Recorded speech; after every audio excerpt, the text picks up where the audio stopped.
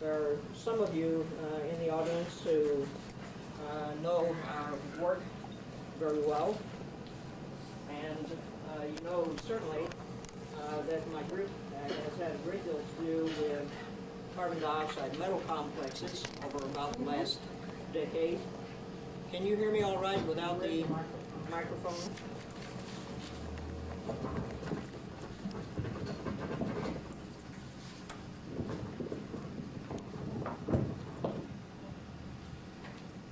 Is that better? Yes. Better.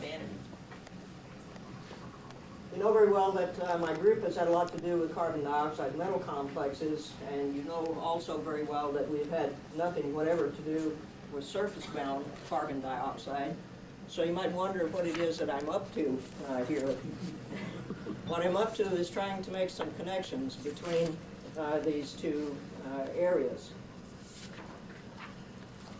First of all, to try to state the problem of why academic chemists and those in industry as well are interested in carbon dioxide metal complexes in any form. This is data from the President's Commission on Environmental Quality. It is summary data from 1999, so it is relatively recent data. And it describes carbon dioxide fluxes and reservoirs, and these are in 10 to the 9th metric tons per year. The terrestrial biosphere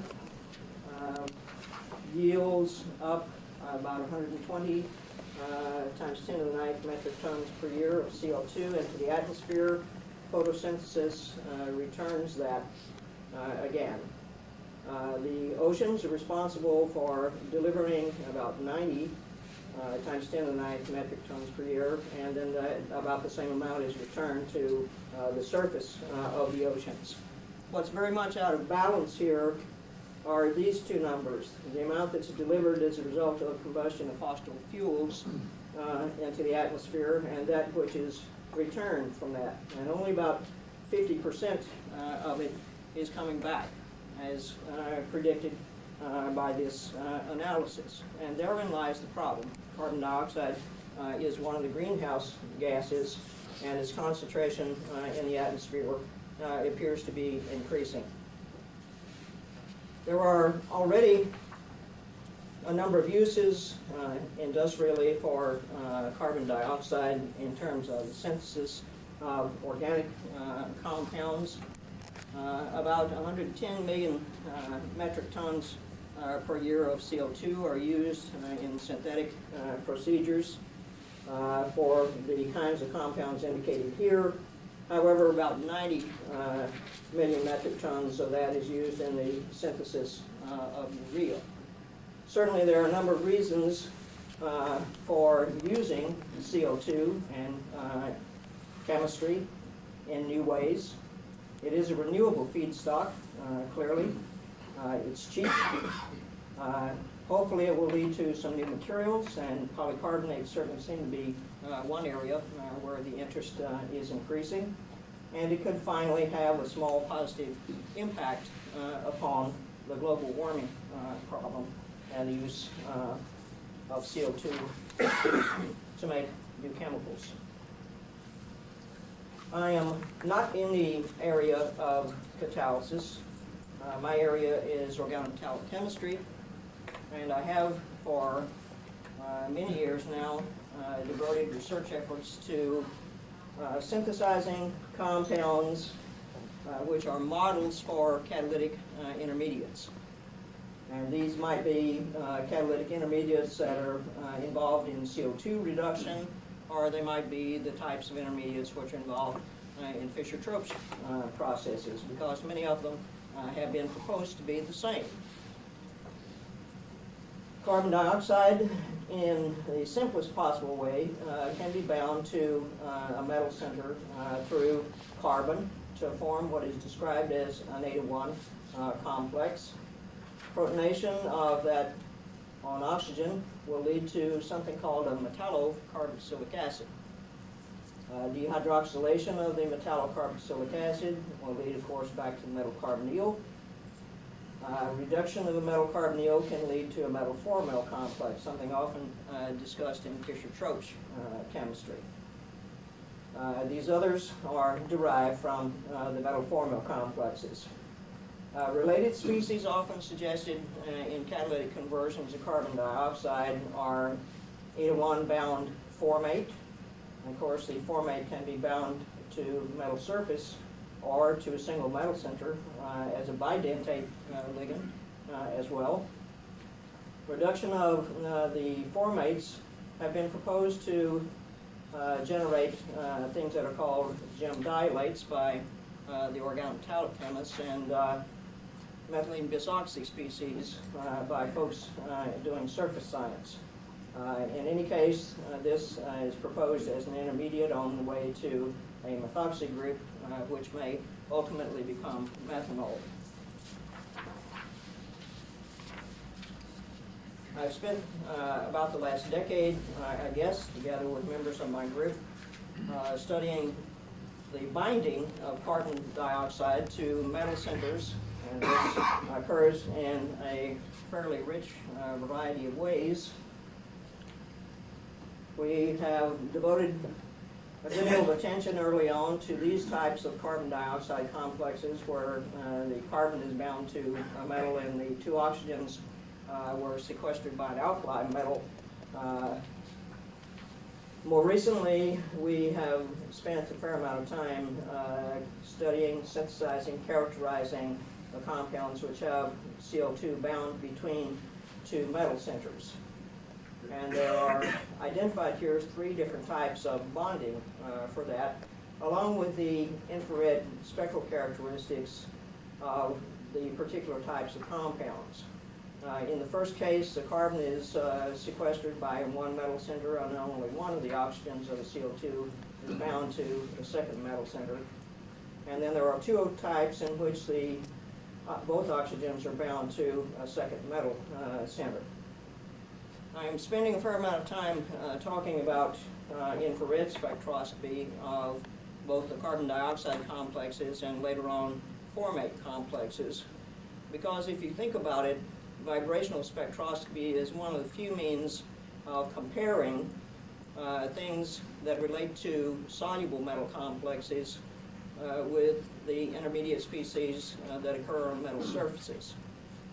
There are now some very powerful techniques, infrared reflection absorption spectroscopy and H-reels data, both of which yield information about the vibrational characteristics of species on metal surfaces that have become available to individuals who are doing surface science studies. And that allows us to compare that information with the usual types of infrared absorption data which coordination chemists have available to them. The CO2 metal complexes, which are indicated here, which we've also spent considerable time with. In the case of compounds which have 2 transition metals involved in the binding of CO2, the binding of the 2 oxygens to the M2 is very symmetrical. We've structurally characterized a good many of these compounds. In the second case, the M2 is ordinarily a main group atom, 10 primarily. And in this case, the oxygen to metal binding is very unequal. And as you can see here, the spectral characteristics of the 2 types are very different. We have probably made and structurally characterized something more than 25 of these 3 compounds, and considerably less of the ones that are like that. With some of the other examples here involving multiple metals, there are maybe 1 or 2 examples of the types that are here. Largely the ones that are known among the soluble complexes are the 5 types that are shown here. I'll indicate just a couple of the compounds that we have structurally characterized so you can get an idea of the types of systems that are involved. And the first one has cyclopentadienyl iron with a triphenylphosphine ligand and carbon monoxide, and then carbon dioxide that's in the mu-2A2 mode with one oxygen bound to rhenium and the other one not bonded to either of the metal centers, and clearly with a carbon bound to iron. And you can see that the O-rhenium distances are very different. One of them is short, and the other one is beyond bonding distance. And these have spectral characteristics for the asymmetric and symmetric stretching frequencies of the CO2 that are distinct from the type that are shown below. And this one, again, involving an iron and rhenium system, has both of the oxygens bound to the rhenium system. And the O metal bonds are very symmetrical, and the asymmetric and symmetric stretching frequencies are quite distinct from the type above.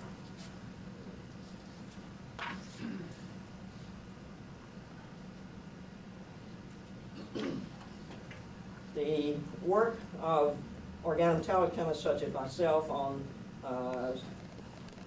carbon dioxide complexes is apparently beginning to have a little bit of impact on individuals that do surface science. This is some work that has recently been reported by John Yates, and it involves studies, and this is a little small. I'll try to explain what's happening here.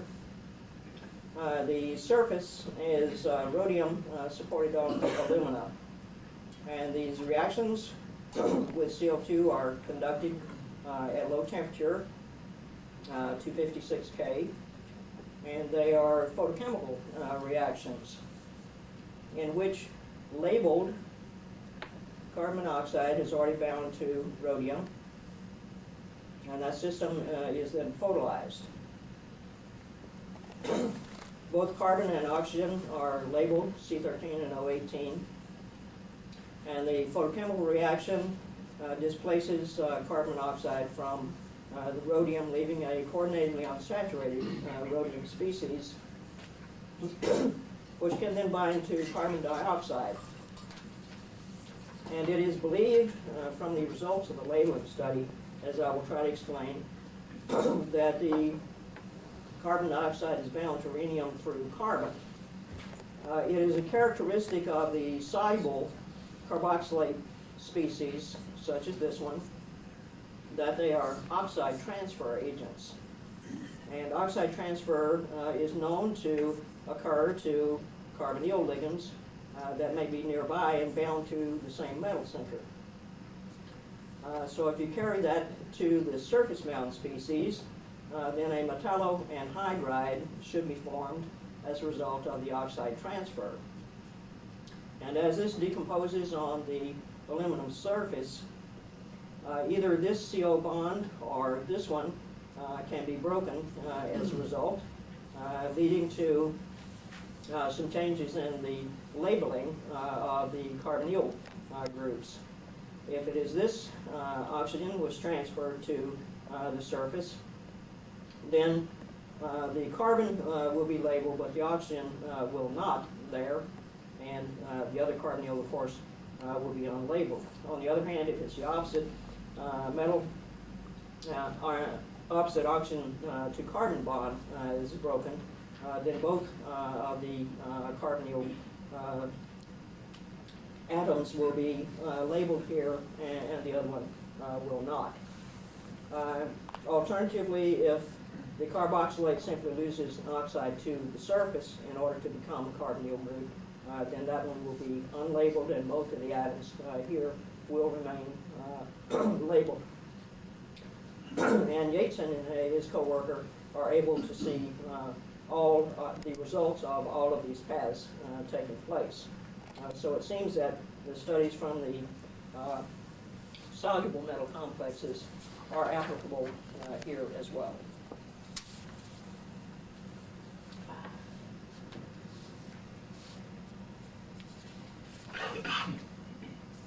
Quite a while back now, and this is work done by John Margrave back in the early 1980s. These are low temperature matrix isolation studies, in which an alkali metal is allowed to react with carbon dioxide to yield a carbon dioxide radical anion coordinated to the metal cation. A number of types of species were identified. The ones that are indicated here with lithium early on have different symmetry properties. In this case, lithium is bound to a single oxygen, and in the case over here, it binds both oxygens. And this one has C2V symmetry, highly symmetrical, where the other one has lower symmetry. Alternatively, there are also species of this type where two alkali metal atoms are bound to the two oxygens, and this again has C2V symmetry, and also species such as this were identified as well. All of these species can be identified according to their infrared spectral properties. Normal coordinate analyses were performed by the Margrave group in order to identify the type.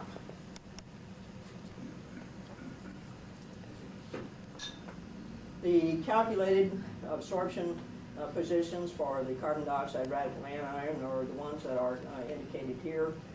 In addition to the asymmetric and symmetric stretching frequencies, the bending mode is also identified as well. That's a fairly recent calculation.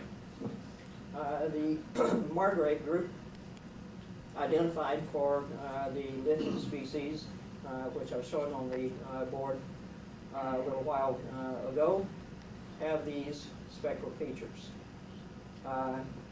Lithium, potassium, sodium, and also cesium complexes were studied. Let's contrast this with results of studies involving alkali metal promoted surfaces and see what kinds of species are involved. And these, again, are relatively recent studies involving sodium or potassium promotion of metal surface types. Asymmetric stretching and symmetric stretching are fairly similar for the two types here, and they are fairly close to the lithium C2V species indicated here as well. In addition to these were involving alkali metal promoted surfaces, surface sciences have also identified something that they call CO2 delta minus. And there are a variety of ways to generate this. One of the ways involves decomposition of formates and formic acid on metal surfaces. And that's a point that I will come back to in a little while. But the vibrational bands for these are as indicated here. And you notice that they are a bit different from any of the types of species that are shown here. Although I suppose you could argue that they are relatively close to this. Actually, the symmetric vibration is quite far removed from that. Surface sciences generally formulate the CO2 delta minus species as being bound bidentate with both oxygens coordinated to the metal surface. And therefore, it would have C2V symmetry if the coordination is even. And it's in the minds of organometallic chemists, however, perhaps debatable whether the carbon dioxide is coordinated to the metal surface through carbon or through the two oxygens. The scheme that's shown here is a proposal by Goodman made recently for the decomposition of surface formate to CO2 delta minus, in which after the monodentate formate complex is formed, hydrogen transfer to oxygen on a surface follows that, leading to perhaps a CO2 that is bound to the metal surface in this way, or perhaps to a carbon dioxide delta minus that is bound to the surface in this way. The further reorganization of this one to this type of CO2 complex could take place, in which the carbon is bound to the surface rather than the two oxygens. Both of these species would have C2B symmetry. There were a few crystallographically characterized 8-1 CO2 complexes, and in fact, one that was reported by Herskovitz a number of years ago from the group at DuPont has IR spectral characteristics which are very similar to what has been reported for the CO2 delta mines.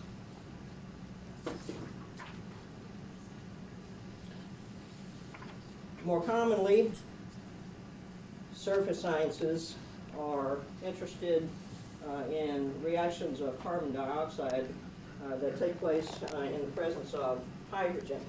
In other words, they're interested in reducing the CO2 in some way.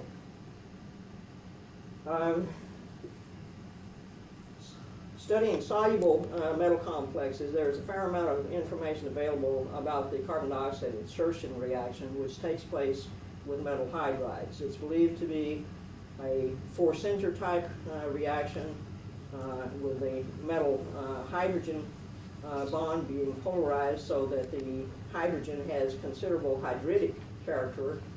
The carbon dioxide then is polarized in such a way that it will bind to that dipolar species. And therefore, what results from that initially is an 8-1 bound metal formate. There are some fairly important observations that folks studying soluble compounds have made to this point in time. And that is that there are many examples of that type of metal hydrogen insertion reaction involving carbon dioxide leading to formates. There are not any, so far, of CO2 inserting into a metal hydrogen bond to lead to a metallocarboxylic acid. Metallocarboxylic acids have more relevance, and there is stronger evidence for their presence in catalytic reductions of carbon dioxide that take place under electrocatalytic conditions.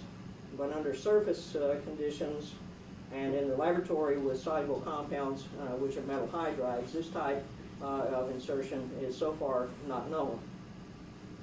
Also, there is no evidence from studying soluble compounds that there is any conversion, interconversion of those two species. That is a point I will also come back to. Let me just illustrate a catalytic scheme involving a soluble compound. This is work reported by Walter Leitner's group a few years back, and involves a rhodium complex. The phosphorus is not bare. It does have two phenyl groups. It's just easier to illustrate what's happening here without the phenyl groups being on the phosphorus. It's a rhodium hydride complex, which is coordinatively unsaturated. It's capable of binding the carbon dioxide. It inserts, first of all, into the metal hydrogen bond to make the monodentate formate, which then collapses because of the coordination vacancy to the bidentate type formate. Addition of hydrogen, oxidative addition of hydrogen to the rhodium, then follows to lead to this dihydride species, which then reductively eliminates formic acid and leads back to the initial coordinating unsaturated metal hydride. So as a catalytic scheme that works very well, there is considerable interest in recent years about the hydrogenation of methanol, hydrogenation of carbon dioxide and hydrogen to methanol. This is a scheme that has been reported by Alex Bell, reported fairly recently. This slide really doesn't do very good, much justice to the work that this group has done. It oversimplifies what is happening. The group studied copper, zirconia, silica catalysts. They studied copper, silica catalysts, and they studied zirconia silica as well. and their conclusions are what are represented on this slide of how the hydrogenation process probably takes place.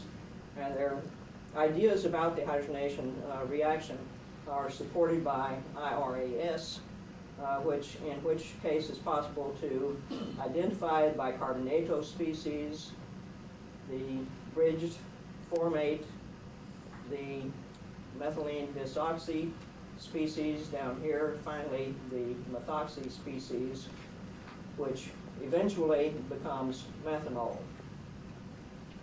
The methoxy species can be displaced from the zirconium surface as a result of reductive elimination to give methanol, or it can be the result of hydrolysis. And the group determined that the hydrolysis mechanism is actually faster than the reductive elimination. So the hydrolysis efficiently removes the methoxy from the surface as methanol. There are a number of types of metal formates which could be involved in transition metal soluble complexes, just as well as surface-bound species. And again, their surface characteristics and their infrared spectral characteristics are helpful in identifying what types they are. We start with the simplest type here, and that is the 8-to-1 bound metal formates. Clearly a wide separation between the asymmetric and symmetric stretching bands in the infrared. When a system such as this becomes bidentate, the two bands move together. So it's easy to distinguish this type from that type by looking at the infrared spectral characteristics. There's less information with regard to the so-called soluble complexes. With regard to structure spectral correlations than with these two types. Most of the bidentate types of compounds where there are two metals involved are of what are called the syn-syn type, and that relates to the relation of the metal to the hydrogen that is attached to carbon. So there are three different possibilities for these, although these are so far the ones that there is the most information about. And you see by looking at the infrared spectral bands that there is little distinction to be made between these and the simple bidentate compounds. So when information is provided about metal surfaces and infrared spectral data of some kind is used, it's very difficult to tell which type may be involved. Fairly recently, there has been a report and X-ray structural data for a very unusual type of formate system in which a single oxygen is bound to two metal centers. And the carbonyl stretching frequencies for this are very wide apart, totally unlike the other species that are shown here.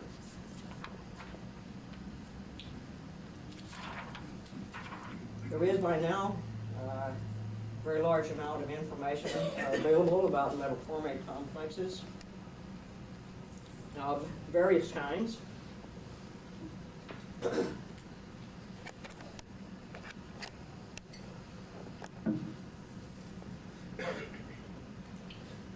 Many of these have been structurally characterized, so there's X-ray data available for them. So what type it is not a matter for conjecture, but is proven by the X-ray structural data.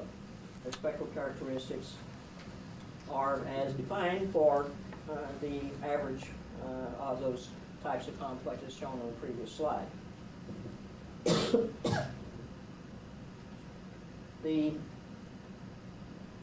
Again, the distinction between the 8-to-2 type and the mu2 8-to-2 type is usually not possible on the basis of spectral data, but surely possible by structural data.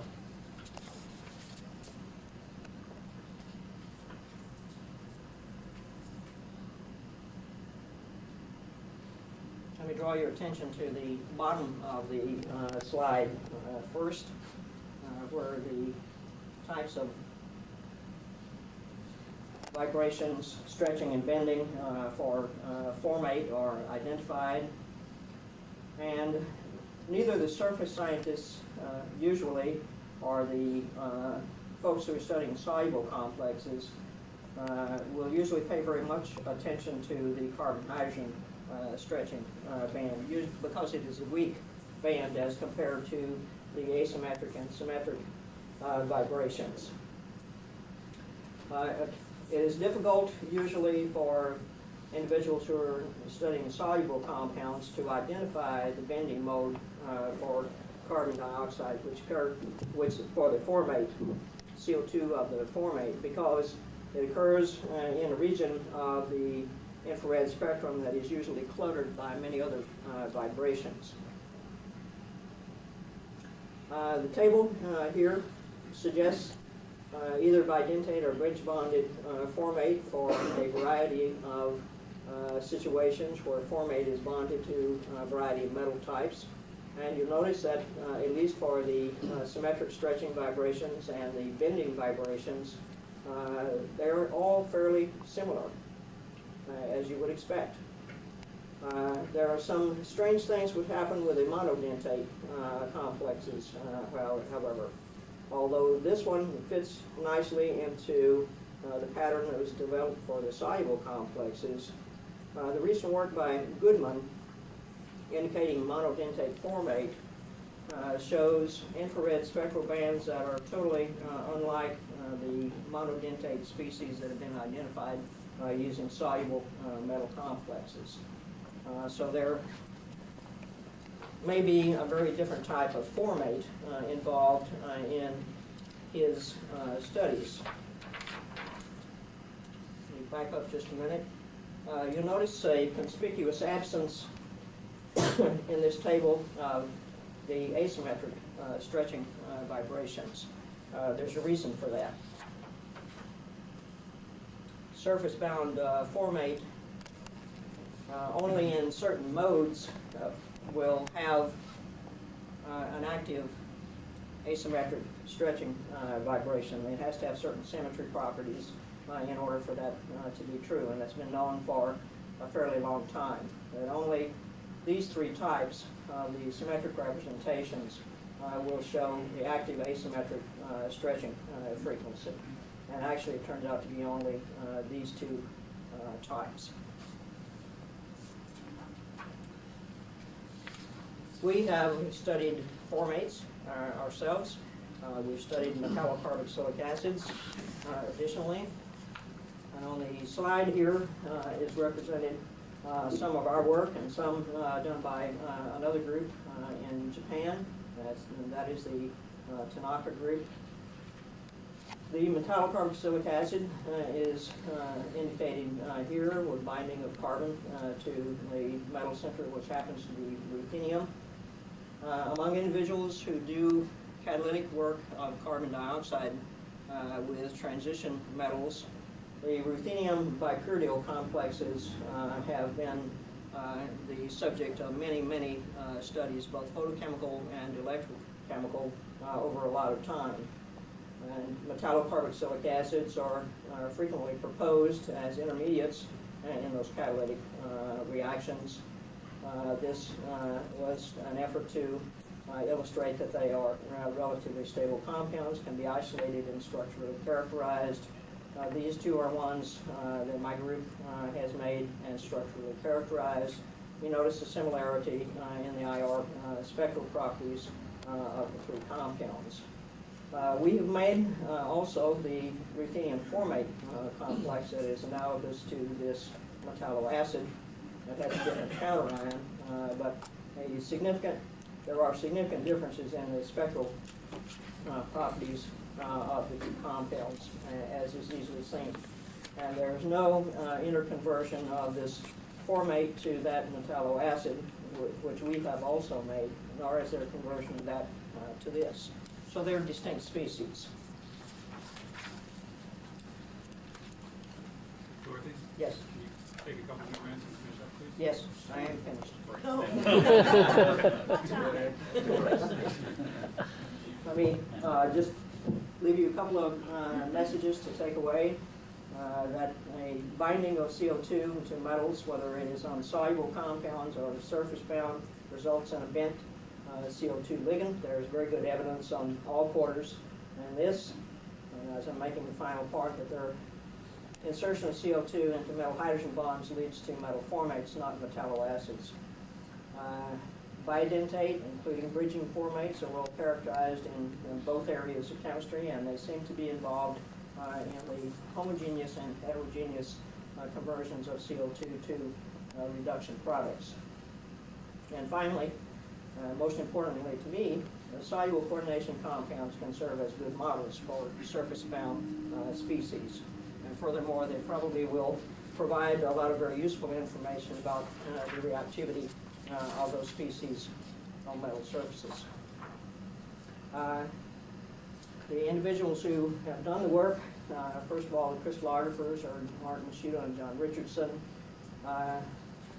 Yen was a postdoctoral with me. Brad Sled was a graduate student and then a postdoc for a period of time. Yan Ding was a postdoc.